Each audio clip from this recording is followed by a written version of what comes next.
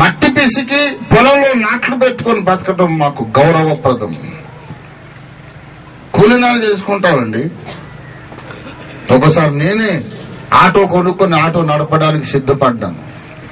ఇంకొక 2 రోజులు ఆలస్యం అయితే అయిపోను. ఏం తప్పుగా దొంగ ఫోటోలు పంపి, దొంగ రాతలు రాసి, అబద్ధపు పనులు చేసి, మోసం పనులు చేసి కోట్లు సంపాదించుకునే కంటే కష్టపడి సంపాదించి గంజి తాగింది నయం. మేము నీతి కొరకు రోషము కలిగిన సంఘం. దేవునికి స్తోత్రం కలుగునుగా. పేరు మోసిన ఒక రెవరెండ్ గారు, డాక్టర్ గారు, ఒక ఆయన ఫోటోలు పంపుకొని ఓళ్ళు కోట్లు తెచ్చుకున్నాడు. మా దగ్గర 1000 మంది ఆత్మ రక్షణ పొంది, ఎదుగో బాప్తిస్మాలు ఎదుగు గోదావరి పుష్కరాలకు ఫోటోలు తీసి, గోదావరి బ్రిడ్జ్ మీదకి పోయి అందరూ మునుగుతుంటే ఆ పిచ్చోళ్ళకి ఫోటోలు పిచ్చి, తెల్లోళ్ళకి అందరు మునిగి తేలుతా ఉంటే అక్కడ ఎవడు ముంచుతున్నాడు, ఎవడు మునుగుతున్నాడు, గుంపు గుంపు మునుగుతున్నారు. This fellow is taking baptism, the adjacent గోండు ఈజ్ గివింగ్ హిమ్ బాప్టిజం అని చెప్పి ఏదో కథలు చెప్పేసి కోట్లు తెచ్చుకున్నాడు. పెద్ద సంస్థకు అధిపతి. ఇట్లాంటి పాడు పనులు చేసే కంటే ఓ రిక్షా దూకడం నయం కదా. దేవుని బిడ్డలారా, అన్నిటికీ కుదురుబాటు కాలాలు రావాలి అని దేవుడు చెప్పాడు. ఎప్పటి నుంచి? ఆది నుండి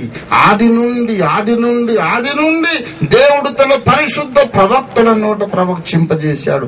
ఎంతమంది ప్రవక్తలు ప్రవచించాడు, హనోకు మొదలుకొని అందరూ ఇదే దినాన్ని గురించి ప్రవచించారు. దేని గురించండి? అన్నిటికీ కుదురుబాటు కాలాలు వచ్చి తీరతాయి, అంతవరకు యేసు పరలోకంలోనే ఉంటాడని చెప్పారు. దేవునికి స్తోత్రం కలుగును గాక. హల్లెలూయా, హల్లెలూయా. భూలోకానికి ఎవడూ చేయలేని మేలు అగాపే సంఘం చేస్తుంది. యేసు వస్తే తప్ప సమాధాన రాజ్యం ఉండదు, నీతి రాజ్యం స్థాపించబడదు. యేసు వస్తే తప్ప ప్రకృతి శక్తులు సహకరించవు, కాలాలు, వర్షాలు, పంటలు సరిగా పండవు, ప్రజలకు శాంతి, నెమ్మది ఉండదు. యేసు వస్తే తప్ప లోకానికి సంతోషం ఉండదు. యేసు రావాలంటే సంఘములో అన్నిటికీ కుదురుబాటు కాలాలు రావాలి. సంఘములో వాక్యం బోధించే విధానం సరిగా లేదు, ఆర్థిక పాలసీ సరిగా లేదు, పెళ్లిళ్ళు చేసేది సరిగా లేదు,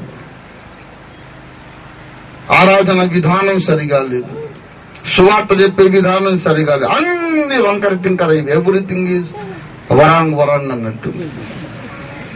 అన్ని వరాంగ్ కాబట్టి ఇప్పుడు అన్నిటికీ ఏం కావాలి? కుదురుబాటు, సంస్కరణ. ఈ కడవరి కాలములో దేవుని సంకల్పము సంస్కరణ, సంపూర్ణ సంస్కరణ, టోటల్ రిఫర్మేషన్ ఇన్ ఎవ్రీథింగ్. సిద్ధాంతం సరిగా ఉండాలి, వాక్యం బోధించేది సరిగా ఉండాలి, ఆరాధించేది సరిగా ఉండాలి. ప్రతి విషయములోనూ దిద్దుబాటు రావాలి, మనము దిద్దుకోవాలి. ఎవరైనా దిద్దుబాటు చేస్తే వాక్య ప్రకారంగా ఉంటే మనం ఆ దిద్దుబాటును అంగీకరించాలి. వాడిలో లోపం ఉంటే మనకు తెలిస్తే వాక్యాధారంతో మనము దిద్దుబాటు చేయాలి. అందరమును వాక్యమునకు లోబడి అన్ని విషయాల్లో కుదురుబాటు తెచ్చుకోవాలి. అప్పుడే యేసు వస్తాడు అని బైబిల్ సెలవిచ్చింది. ఈ దర్శనం ఎవ్వరికి రాలేదు. అందరూ ఏమనుకుంటున్నారు, పిచ్చోళ్ళంటే కుదురుబాటు అక్కర్లేదండి, యేసుప్రభు వచ్చేస్తాడు అని కలలుగా అంటున్నారు. బైబిల్ చదవలేదు, తెలియదు, టైం లేదు, ఫోటోలు పంపడానికే టైం లేదు.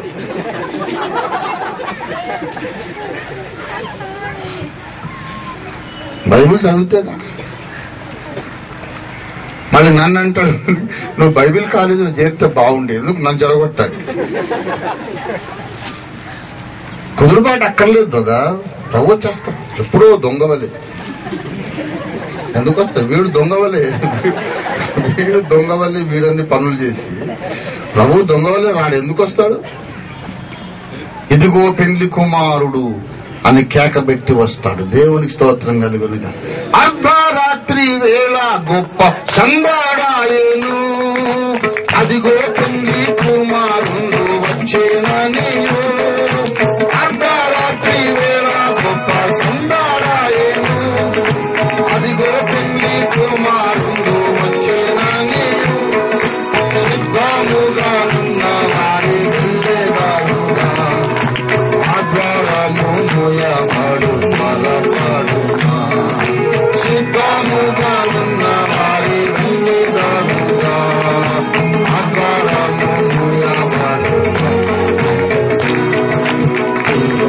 త్వరపడి ఉన్నది కృపావరము, త్వరపడి ఉన్నది.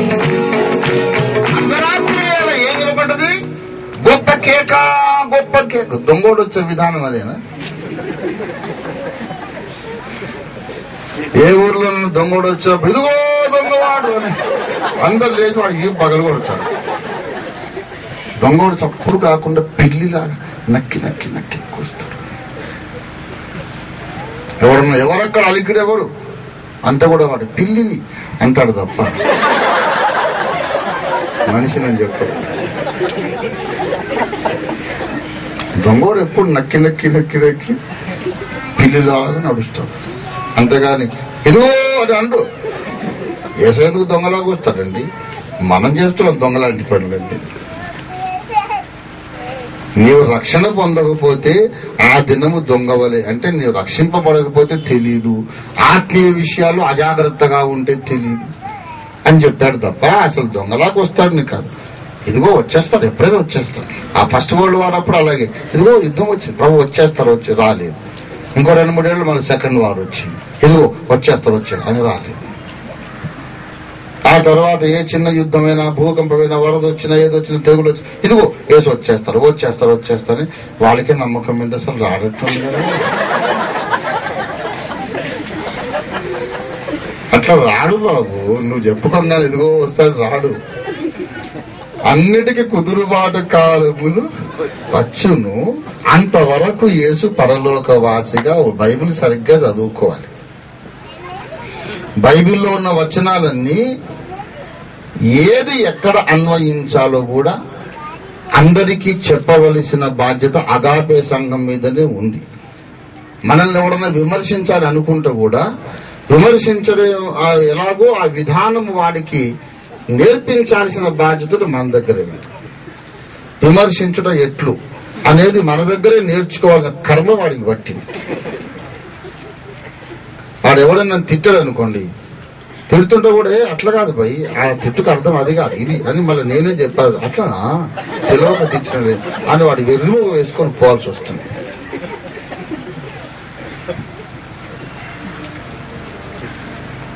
ప్రతి విషయములో సంఘమునకు అవసరమైన దిద్దుబాటు ఏదో ప్రతిపాదించి సంఘానికి ఈ విషయాన్ని తెలియజెప్పడానికి ఈ చిన్న మందను దేవుడు ఏర్పాటు చేశాడు. దేవునికి స్తోత్రం కలుగును గాక.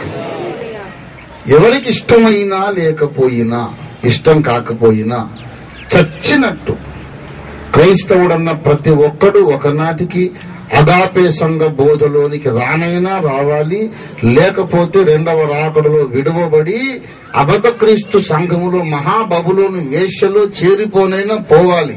అగాపే సంఘము చెప్పుతున్న సిద్ధాంత బోధనకు అంగీకరించకుండా ఎవడు వధువు సంఘంలోకి రాడు.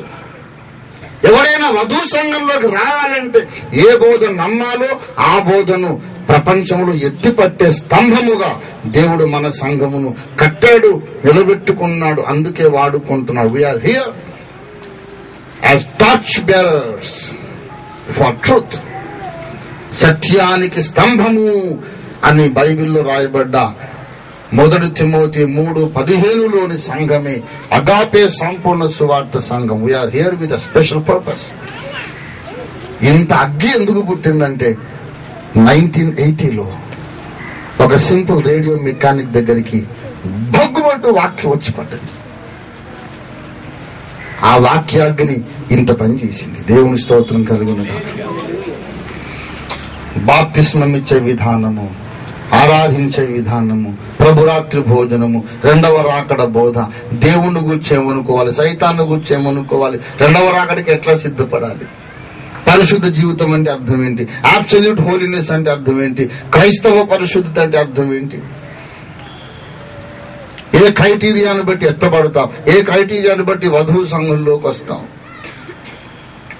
సువార్త విరోధులు అడిగే ప్రశ్నలకు సమాధానం ఏంటి, ఈ సకల ప్రశ్నలకు సమాధానం ఇవాళ బైబిల్ కాలేజీల్లో లేదు, అగాపే సంఘంలో ఉంది సమాధానం. దేవుని స్తోత్రం కలుగును. బైబిల్ కాలేజీల్లో చదువు చెప్పే ప్రొఫెసర్లు అందరూ వచ్చి మన కూటాలు కూర్చొని నోట్స్ రాసుకుంటున్నారు. ఇంతకాలం మేము చదువుకున్నది మేము చెప్పిందంతా గుండుసున్నా సార్, ఇప్పుడు అర్థమైందని చెప్పిన వాళ్ళు ఇంతమంది ప్రొఫెసర్లు ఉన్నారు. గర్వము కాదు ఇది. అతిశయించువాడు ప్రభువునందు అతిశయించాలి అన్నాడు.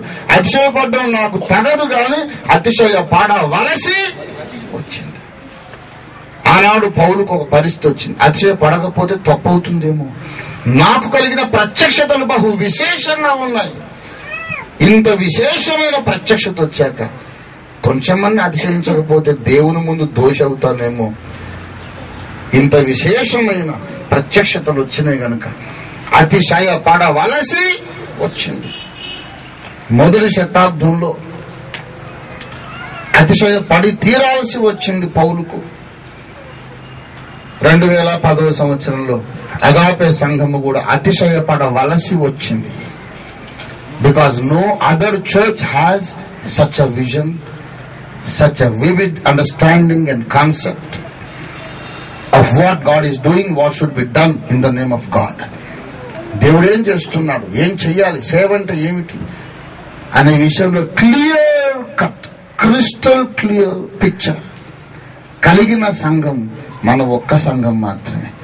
మాకు ఇన్ని వేల మంది వస్తున్నారు, అన్ని వేల మంది వస్తున్నారు అని చెప్పేది అంతా ఒట్టి సోడా బాటిల్ బుష్మని పొంగినట్టు.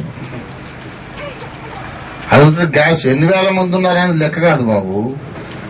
ఇన్ని వేల మంది లోపల సింహాసనం మీదకి ఎంతమంది వస్తారనేది ముఖ్యం. అవును, ఇన్ని వేల మంది వచ్చి ఆరాధించుచున్నారు అని చెప్పుకోగానే గొప్పలు చెప్పుకోవడం సరికాదు. అన్ని వేల మందిలో దేవుని ప్రణాళిక తెలిసిన వాళ్ళు ఎంతమంది? దేవుని ప్రణాళిక తెలియకుండా, దేవుని ప్రణాళిక ప్రకారం సేవ చేయకుండా, బోధ చేయకుండా, ప్రమాణ వాక్యం ప్రకారం వాక్యం చెప్పకుండా ఉంటే ఏం జరుగుతుందో తెలుసా? యెషయా గ్రంథం 8వ అధ్యాయం చూడండి దయచేసి. 20వ వచనం. యెషయా 8:20. ధర్మశాస్త్రమును ప్రమాణ వాక్యమును విచారించుడి, ఈ వాక్య ప్రకారం వారు బోధించని యెడల వారికి అరుణోదయము కలుగదు, అట్టి వారు ఇబ్బంది పడుచు ఆకలిగొని. కనుక నేను ఇప్పుడు ప్రకటిస్తున్నాను, బాగా వినండి, కాన్షియస్ గా కావాలని ప్రకటిస్తున్నాను.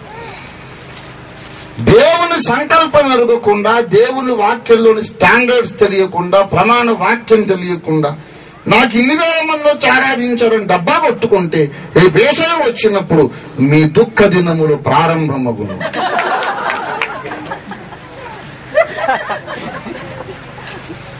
దుఃఖ దినములు సమాప్తం కాదు, మొదలైతాయి బాబు. అప్పుడు అట్టి వారు ఇబ్బంది పడుచు అన్నాడా లేదా?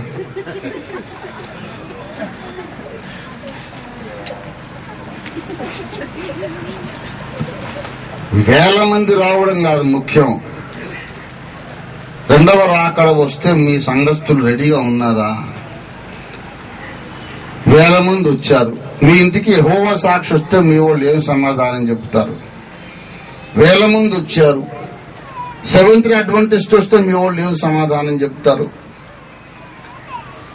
వేల మంది వచ్చారు, రేపు సమరకాలం వస్తే ఎలా తట్టుకుంటారు? దేవుని బిడ్డలారా, సంఖ్యను చూసి మురిసిపోవద్దు, సంఖ్యను చూసి కృంగిపోవద్దు. నా ముందు 1,00,000 మంది కూర్చుంటే నేను ఎంత సంతోషంగా ఉంటానో, 2 కూర్చున్నా అంతే సంతోషంగా ఉంటాను.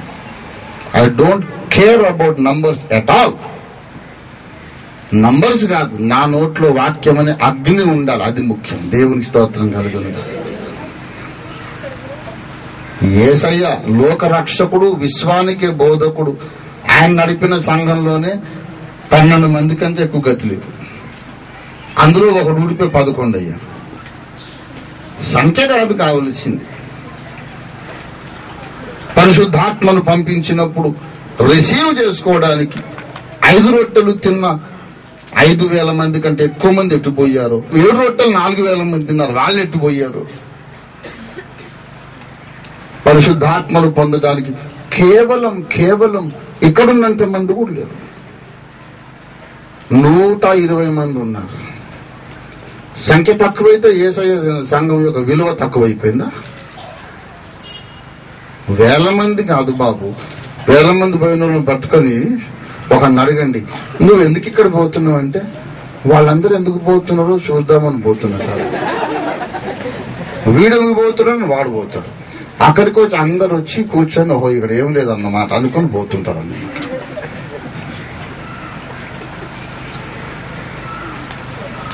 అగాపే సంఘానికి ఎవరు కూడా వాళ్ళు పోతున్నారు వీళ్ళు పోతున్నారు రావద్దు. ఇక్కడ ఒక ప్రత్యక్షత ఉన్నది, ఒక ప్రణాళిక ఉంది, ఒక కార్యక్రమం ఉంది, ఒక గురి వద్దకు పరిగెత్తుచున్నాము. ప్రపంచములోని ప్రతి మానవుడు, వాడు జర్మన్ గాని, వాడు ఫ్రెంచ్ ఫెలో గాని, ఇరానీ గాని, ఇరాకీ గాని, అరబ్ గాని, వాడు ఏ మతస్థుడు గాని, ఏ జాతికి చెందినవాడు గాని, యేసు రక్తము ద్వారా తప్ప నీకు నరకము నుండి రక్షణ కలుగదు బాబు అని వాడికి అర్థమయ్యేటట్టు చెప్పే కార్యక్రమంలో మనం ఉన్నాం. దేవుని స్తోత్రం కలుగుతుంది. అవును, రక్షింపబడ్డ తర్వాత ఏం చేయాలి సార్? వాళ్ళందరూ వాక్య సారాంశమే సత్యమని తెలుసుకొని అలనాడు మొదటి శతాబ్దపు అపోస్తలులు ఈనాడు బ్రతికి మళ్లీ వచ్చి ఇక్కడ నిలబడితే ఏ బోధ చేస్తారో ఆ అపోస్తలుల బోధలోనికి రక్షింపబడ్డ వాళ్ళందరూ రావాలి అనే ప్రణాళికతో మనం పని చేస్తున్నాం. నీకు తెలుసా మరి అపోస్తలుల బోధ? అంత విర్రవేగడం మంచిది కాదు అంటారు జనాలు. బాబు, పౌలు చెప్పిన బోధ నాకు తెలుసని నేను అనుకుంటున్నాను. నాకు తెలిసింది పౌలు బోధ కాదని నా పెద్దన్నయ్యలు ఎవరికైనా తెలిస్తే దయచేసి వచ్చి ఈ అమాయకునికి మీరు బోధ చెయ్యండి. తమ్ముడు రంజిత్ ఓఫీర్, నువ్వు నమ్మింది అపోస్తలుడైన పౌలు బోధ కాదురా, ఇదిగో వాక్యాధారం అని చెప్పండి అన్నయ్య, నేర్చుకుంటాను రండి అంటే వాడు తుపాకుతో నాకు దొరకకుండా పారిపోతున్నాడు. రండయ్య నేర్పండి, అమ్మో వాడు పిలిచాడా, అర్జెంటుగా మనం ఎక్స్ప్రెస్ బస్సుకి వెళ్ళిపోతాం. నాకు తెలుసు అనుకుంటున్నానయ్యా, నాకు తప్పైతే రా చెప్పు. ఏమని చెప్పలేమండి, కానీ మీరు చెప్పేది వినలేమండి. ఇట్లాగే దేవుడు ఒక వేసుకుని ఇలాగే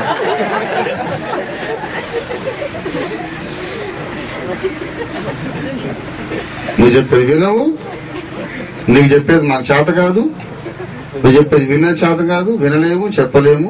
మాకు రెండు మూగతనము, చెవుడు రెండు వచ్చింది. ఎలాగెత్తబడతావు మరి? ఇంతకాలము క్రైస్తవ్యం అంటే ఒక బాధ్యత లేని పిల్లకాయలాటలాగా నడిచింది. ఇక సాగదు, ఈ పిల్లకాయలాట సాగదు. బాధ్యత ఎరిగి వ్యూహం ఎరిగిన సైన్యము వలె సంఘము మారాలి అనే స్పష్టమైన సందేశంతో ముందుకెళ్తున్నది అగాపే సంపూర్ణ సువార్త సంఘం. ఈ కారణాన్ని బట్టి మనము చేయుచున్న పని గొప్పది. దేవునికి స్తోత్రం కలుగునుగా. మేము చేయుచున్న పని గొప్పది అని చెప్పుకోగలిగిన హక్కు కలిగిన ఏకైక సంఘం అగాపే సంపూర్ణ సువార్త సంఘం. మిగతా సంఘాలన్నీ దారికి రావాలి, పౌలు దారికి రావాలి, యేసయ్య దారికి రావాలి, బైబిల్ దారికి రావాలి, అగాపే దారికి రావాలి. దేవుడి స్తోత్రం కలుగునుగా. నాకేం భయం, ఎట్లాగో పైసలు లేవు. వాడు పళ్ళు కొరికినా మేమేం భయపడము, వాడు మంచిగుందన్నా మాకు నష్టం లేదు, బాగలేదన్నా నష్టం లేదు. ప్రియులారా, దేవుడు ఎట్లా చేశారండి, మొత్తం మమ్మల్ని బాగా కష్టాల్లో ముంచేసి నలగొట్టి చితగొట్టి ఫ్రై చేసి ఉప్పుకారం పెట్టి ఎండబెట్టి మొత్తం అల్లం పోయి సొంటైనట్టు ఇప్పుడు మాకు నిండా మునిగిన సరిలేదు. ఏడు మమ్మల్ని కొట్టినా బాధ లేదు, ఇంకో ₹1,00,000 అప్పైనా బాధ లేదు, మంచోడు కాదన్నా బాధ లేదు, మావైనా అయిపోయింది. మనకు ఒక స్పష్టమైన దర్శనం ఉన్నది. అగాపే సంఘ సభ్యులారా, ఇక్కడ జరుగుతున్న పని ఆది నుండి దేవుడు ప్రవక్తల నోట పలికించిన ఆ ప్రణాళిక ప్రకారం ఇక్కడ పని జరుగుతున్నది అని గ్రహించి బాధ్యత కలిగి సహకరించండి, దర్శనంలో పాలు పొందండి. ప్రభువైన యేసు వలన నేను పొందిన పరిచర్య అన్నాడు పౌలు.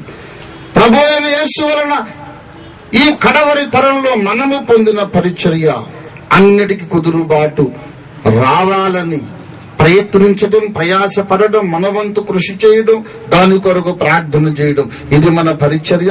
ఇది మాత్రమే కడవరి కాలమున దేవుని ప్రణాళిక ప్రకారమైన పరిచర్య. కడవరి కాలంలో దేవుని ప్రణాళిక ఏంటి? స్వస్థపరిచే కూటాలు కాదు, కాదు కాదు కాదు నేను చెప్తున్నాను. అవును, స్వస్థపరిస్తే ఏంటంట? రోగాలు పోయినాయి. ఈ రోగం పోయినోడల్లా పరలోకానికి వస్తాడని నమ్మకం ఉందా? క్రైస్తవ కూటాలకు వచ్చి రోగాలు పోతున్నాయి. తిరుపతి కొండకు పోతే కూడా రోగాలు పోతున్నాయి. దర్గా దగ్గరకు పోయినా రోగాలు పోతున్నాయి. పోవట్లేదా? దేవుని బిడ్డలారా, మహత్తులు చూపే శక్తులు ఎన్నో ఉన్నవి. అన్ని మతాల్లో అద్భుతాలు జరుగుతున్నాయని చెబుతున్నాం. మాకు ఉన్నదున్నట్టు మాట్లాడే దమ్ముంది. దేనికి భయపడమండి. ఈ భూగోళం మా దృష్టికి చిన్న బఠానీ గింజ. అమెరికా, ఐరోపా మొత్తం కలిసి భూతద్దంలో చూస్తాం మేము. ఇన్సిగ్నిఫికెంట్. విశ్వం మా జేబులో పెట్టుకుంటాం. మేము ఆకాశం మహాకాశాలు పట్టని దేవుని కొడుకులం, కూతుళ్ళం. దేవుని స్తోత్రం కలుగును. కావలసింది ఏంటంటే దేవుని చిత్త ప్రకారమైన ప్రణాళిక, దేవుని ప్రణాళికను అనుసరించిన సేవను మనం చేయకపోతే నిజంగానే యేసయ్య వచ్చినప్పుడు మనకు దుఃఖ దినాలు. యేసయ్య వచ్చిన తర్వాత దోషులుగా నిలబడొద్దు. మన సంఘము ప్రత్యేకమైంది, మన పరిచర్య ప్రత్యేకమైంది. మీ ఇరుగు పొరుగు వాళ్ళకి చెప్పండి. ఏం తప్పు కదా. ఏమండి, మీరు వెళ్లే సంఘంలో శ్రమల కాలంలో ఎలా తట్టుకోవాలో నేర్పిస్తున్నారా అంటే, శ్రమలు మనకు ఉండవు బ్రదర్ అంటే, అవునా మరి ఈ వచనం ఏంటి, ఆ వచనం ఏంటి, వాడి బుర్ర తిని పౌలు బదులోకి లాక్కురండి. దేవునికి స్తోత్రం కలుగునుగా. మనకు ఒక దర్శనం ఉంది. ఆ దర్శనం ప్రకారం మనం కమిటెడ్ గా ముందుకు సాగుదాం. మనము చాలా ప్రత్యేకమైన దేవుని దండు. ఎవరైనా అడిగితే చెప్పండి. తెలియని వాళ్ళు తెలుసుకోండి. అన్ని సంఘాలు మాదొక మతము, మేము క్రైస్తవులము గనక మేము ఆదివారం ఆరాధించుకోవాలి. ఇంట్లో ఉంటే బాగుండదు గనక ఏదో గుడికి పోవాలి, ఏదో బోధ వినాలి, కానికేయాలి, వచ్చేయాలి, తర్వాత కూడా మనకు అనవసరం అనుకుంటున్నారు సంఘాలు. మనం ఆదివారం పోయి సోమవారం నుండి మళ్ళీ ఇష్టానుసారంగా బ్రతికేది కాదు. 24 గంటలు మన మనస్సులో దేవుని దర్శన అగ్ని కాలుస్తూ ఉంది. మన బ్రతుకు ఒక గురి ఉంది. మనము చచ్చిపోకముందు, యేసు రాకడకు ముందు 5 ఖండములలోని మనుషులందరికీ యేసే ఎందుకు దేవుడో, ఎందుకు రక్షకుడో చెప్పాలి. వీళ్ళందరూ మేము కోట్ల మందికి, లక్షల మందికి, ప్రపంచానికి సువార్త చెబుతున్నాం అంటాడు. వీడిని తీసుకెళ్లి జర్మనీలో నిలబెడితే ఏం చెబుతాడు? అరబ్ దేశంలో నిలబెట్టాం, ఏం చెప్తాడు? రష్యాలో, రొమేనియాలో, పోలాండ్లో, కమ్యూనిస్ట్ దేశాలు నిలబెడతాం. అసలు దేవుడు లేడు. పోరా, యేసు దేవుడు ఏంటి, ఆ దేవుడు ఏంటి, ఈ దేవుడే లేడు. యేసు మొట్టమొదటి కమ్యూనిస్టు అంటాడు వాడు. ఏం చెబుతాడు? అవునా, అయితే నేను కూడా మీ పార్టీ మెంబర్ అంటాడు తప్ప జవాబు ఉండదు. అగాపే సంఘం ఉంది.